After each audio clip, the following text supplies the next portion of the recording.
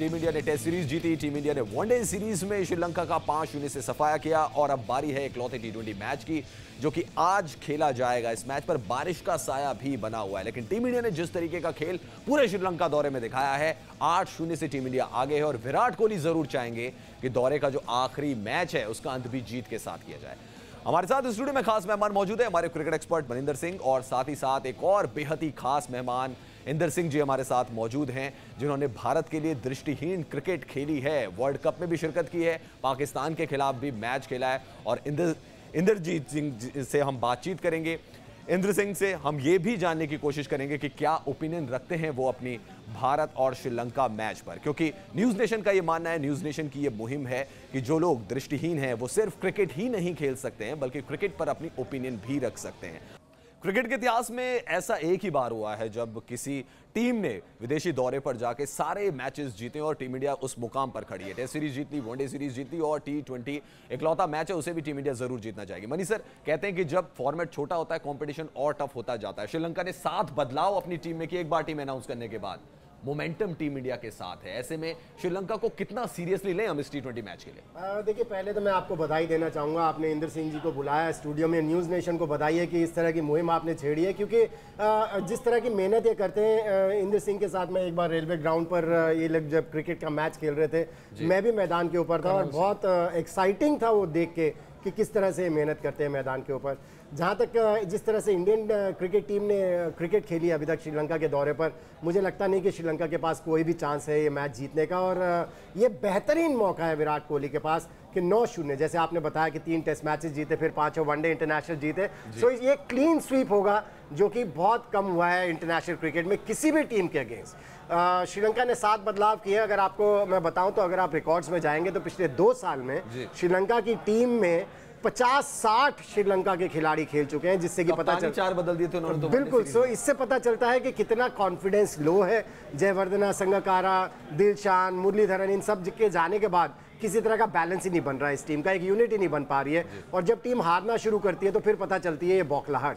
और ये जो 7 बदलाव जो कि आप बात कर रहे हैं, ये टी20 मैच में 7 बदलाव किए हैं, इससे भी पता चलता है किस तरह की हलचल मचा दी है भारतीय टीम ने। हालांकि कमजोर है श्रीलंका की टीम, लेकिन क्रेडिट देना चाहिए जिस तरह की डोमिनेटिंग क्रिकेट इंडिया की टीम ने खेली है। और इसका असर जब इंडिया की टीम बाकी टीमों के अगेंस्ट खेलेगी क्रिकेट, उनके ऊपर भी पड़ेगा।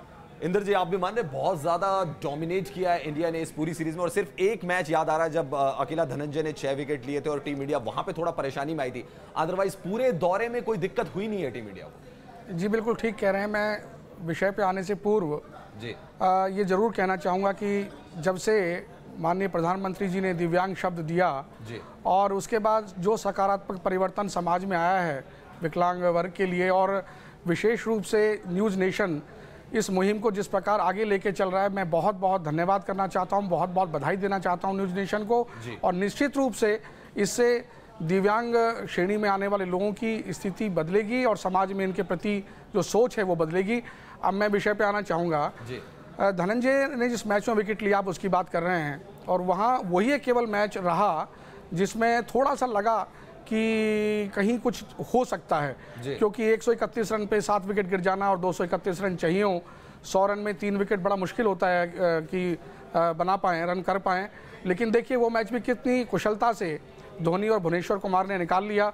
तो ये बताता है कि भारतीय टीम मानसिक रूप से बड़ी मजबूत है और ऐसे विकेट गिर जाने से उस पर दबाव नहीं आ रहा है, और ये 2019 के वर्ल्ड कप के लिए बड़ा शुभ संकेत है भारत के लिए। और ये धोनी इफेक्ट भी है। देखिए धोनी का हम कई लोग उनके पीछे पड़े हुए हैं कि अब उनका वक्त आ चुका है, लेकिन विकेट कीपिंग तो अच्छी कर रहे थे, लेकिन बैटिंग इतनी अच्छी नहीं हो रही थी। लेकिन इस पूरी सीरीज में उन्होंने बैटिंग भी अच्छी की। लेकिन जिस मैच की बात कर रहे हैं इंद्र सिंह जी, आई थिंक उससे ये चीज जरूर पता चलती है कि एक्सपीरियंस की, धोनी के एक्सपीरियंस अभी इस इंडियन टीम को बिल्कुल। और फिनिशर के रोल में तो धोनी का कोई विकल्प टीम इंडिया के पास मौजूद नहीं है। लेकिन मनी सर, आप क्या देखना चाहेंगे? विराट कोहली ने पिछले 4 मैचेस में 2017 की टी20 की अगर हम बात करें, ओपनिंग की है। यहां पर उनके पास विकल्प है लोकेश राहुल के तौर पर। रोहित शर्मा, लोकेश राहुल, ये कॉम्बिनेशन होना चाहिए, या विराट कोहली, रोहित शर्मा, ये कॉम्बिनेशन होना चाहिए ओपनिंग का? देखिए, मैं हमेशा से मानता आया हूं कि विराट कोहली को नंबर 3 पर ही बैटिंग करनी चाहिए। ओपनिंग की जो पोजीशन है वो ओपनर्स को ही दे देनी चाहिए, क्योंकि हाँ ये जरूर है कि पिछले 1-1.5 साल में विराट कोहली ने ओपन करके खूब रन बनाए, लेकिन फिर उसमें क्या होता है कि जो आपके रेगुलर ओपनर्स हैं उनको काटना पड़ता है आपको। और लोकेश राहुल का जहां तक सवाल है, बहुत टैलेंटेड क्रिकेटर है, उनको मौका जरूर देना चाहिए। सो विराट कोहली नंबर 3 पर खेले और लोकेश राहुल को ही ओपन कराए रोहित शर्मा के साथ, तो मैं वो पसंद करूंगा, क्योंकि उससे फिर टीम का बैलेंस भी बेहतरीन रहता है। अगर विराट कोहली ओपन पर आ जाते हैं, आप एक ओपनिंग बैट्समैन लोकेश राहुल को आपने खिलाना ही है, आप उनकी इतनी तारीफ कर चुके हैं, उनके ऊपर इतना भरोसा है, आप उनको मिडिल ऑर्डर में खिलाओगे तो मुझे लगता है थोड़ी सी ज्यादती हो जाएगी लोकेश राहुल। इंदर सिंह जी, आप क्या मानते हैं? लोकेश राहुल, उनको बोला गया, चीफ सेलेक्टर एमएस के प्रसाद ने कहा कि नंबर 4 पर उनको वनडे में ट्राई करेंगे, नंबर 4 नंबर 3 उनको खिलाया, बल्ला ज्यादा बोला नहीं उनका और आखिरी वनडे में ड्रॉप भी किया गया था। ऐसे में ओपनर आपको भी लगता है वही राइट चॉइस होनी चाहिए? देखिए मनिंदर जी बिल्कुल ठीक कह रहे हैं, एक मानसिक सेटअप रहता है हर बल्लेबाज का जी। उसे ये रहता है कि मुझे ओपनिंग ही करनी है, और पूर्व में हम देख भी चुके हैं इसका क्या क्या खामियाजा भारत ने भुगता है। तो राहुल लोकेश को ही ओपनिंग करानी चाहिए, क्योंकि उनके वो मानसिक रूप से पूरी तरह तैयार हैं कि वो ओपनिंग करें। और जो नंबर 3-4 पे उनको बैटिंग के लिए भेजा गया, नहीं परफॉर्म कर पाए, लेकिन यहाँ हम उम्मीद करते हैं कि ऐसी अच्छी परिस्थितियों में जहाँ भारत का डंका बज रहा है, वो खुल के खेलेंगे और अच्छा स्कोर करेंगे। चलिए, बात T20 की है और T20 में विराट कोहली के रिकॉर्ड की भी बात कर लेते हैं। अगर वनडे क्रिकेट की बात करें तो 30 शतक वो लगा चुके हैं, ओवरऑल 47 शतक उनके नाम हो चुके हैं। लेकिन क्रिकेट का ये फॉर्मेट ऐसा है जिसमें विराट कोहली के बल्ले से अभी तक शतक नहीं निकला है। क्या आज वो दिन होगा जब विराट कोहली T20 में भी शतक लगाएंगे? रन बनाना आपके हाथों में हो सकता है, शतक बनाना शायद आपके हाथों में नहीं हो सकता है, लेकिन विराट कोहली जिस तरीके की फॉर्म में चल रहे हैं, जिस तरीके से रन बना रहे हैं, ऐसा लग रहा है उनको शतक की लत लग गई। मनी सर, एक बात कही जाती है टेनिस की, अगर मैं बात करूं कि गोल्डन स्लैम आपका पूरा होता है जब आप चारों ग्रैंड स्लैम जीत लेते हैं। विराट कोहली के वनडे और टेस्ट में तो काफी शतक है। T20 एक ऐसा फॉर्मेट है जिसमें शतक नहीं है उनके नाम। आपको लग रहा है कि वो दिन भी आने ही वाला है, शायद आज का भी दिन हो सकता है जब शतक लगे उनके बैट से? बिल्कुल, ज़्यादा टाइम नहीं है, शतक तो आने वाला है उनके बैट से T20 क्रिकेट में भी, क्योंकि हम उनके कमिटमेंट के बारे में जानते हैं, उनके फोकस के बारे में जानते हैं। और अगर आप 9वां सीजन देखें IPL में, उन्होंने 3-4 शतक लगा दिए थे T20 के, 4 शतक T20 के फॉर्मेट में, जो कि बहुत बड़ी बात है।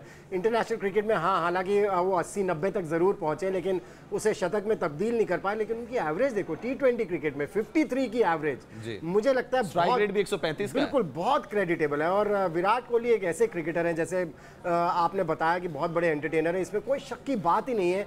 और आपने जैसे कहा कि हम चाहेंगे देखना कि उनके बैट से शतक निकले, वो इसलिए क्योंकि इतने बड़े एंटरटेनर है, उनको देखकर इतना मजा आता है।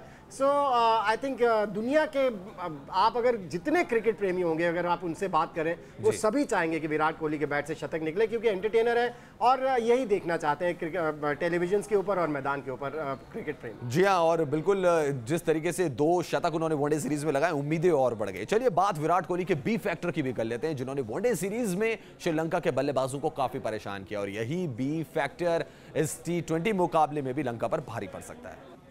हमारे साथ इंदर सिंह जी भी हैं, जिन्होंने भारत के लिए क्रिकेट खेली है, भारत के लिए वर्ल्ड कप खेला है और पाकिस्तान के खिलाफ भी क्रिकेट खेली है। इंदर जी, आपको लग रहा है कि जसप्रीत बुमराह ने अपने आप को रिडिस्कवर किया है इस सीरीज में, जिस तरीके की उन्होंने गेंदबाजी करी कि लंका के बल्लेबाजों ने खेलने में ऑलमोस्ट कह सकते हैं कि नाकामी रहे? देखिए, बुमराह ने बहुत इंप्रूव किया है और लगातार इंप्रूव करते जा रहे हैं। अभी जो उनकी बॉलिंग, जो उनकी गति है, वो देखिए, उन्होंने बढ़ाई है गति अपनी। गति के साथ साथ जो उछाल है उनका, वो जो उछाल है, ज़्यादातर वनडे मैचेस में जब बैट्समैन फ्रंट फुट पे जाके खेलने की कोशिश कर रहा है और बॉल उठ के उसको सीने के आसपास मिल रहा है, तो विकेट देना ही पड़ेगा उसको। बैक फुट पे जाके फ्रंट फुट पे आना इजी है, फ्रंट फुट पे आके बैक फुट पे वापस लौटना बड़ा मुश्किल काम है। तो गति भी है और उछाल भी है, और ऐसे विकेटों पर जो बैटिंग विकेट्स हैं, और इस हमारे अगर महाद्वीप की बात करें, इन विकेटों पे ऐसी बॉलिंग करके तो निश्चित रूप से आप तंग करेंगे बल्लेबाजों को। और फिर जब आप ऑस्ट्रेलिया खेलने जाएंगे, जहां फास्ट विकेट्स, अफ्रीका खेलने जाएंगे, वहां तो खैर बात ही छोड़ दीजिए कि परिणाम क्या होगा। लेकिन फिलहाल यहाँ जो देखने को मिल रहा है, इतना ज़बरदस्त प्रदर्शन, और मैन ऑफ द सीरीज भी वो रहे वनडे मैचेस में, इतनी बढ़िया बॉलिंग उन्होंने की, तो उम्मीद करते हैं कि ये जो T20 है, नहीं खेलने देंगे श्रीलंका के बैट्समैन।